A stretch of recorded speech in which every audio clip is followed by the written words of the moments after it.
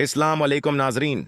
आज हम बात करेंगे कुरुलुश ओस्मान के दिलचस्प और सनसनीखेज एपिसोड 179 के बारे में। इस किस्त का आगाज एक बेचैनी वाले माहौल से होता है, जहां उस्मान बे को अपने कबीले के अंदर मौजूद गुदार की बो आने लगती है। दुश्मन न सिर्फ बाहर से हमला करने की तैयारी में है, बल्कि अंदर से भी उस्मान के खिलाफ साजिशें की जा रही हैं। उस्मान बे को खबर मिलती है कि बाज़ंतीनी कमांडर एक बड़े हमले की तैयारी कर रहा है और उसकी मदद कबीले के एक अंदरूनी शख्स से हो रही है। यह खबर सुनकर उस्मान बेफौरन एक खफिया मंसूबा बनाता है ताकि साजिश को नाकाम बनाया जा सके। इसी दौरान बाला खातून और दीगर खवातीन कबीले की हिफाजत में अपना किरदार अदा कर रही होती हैं।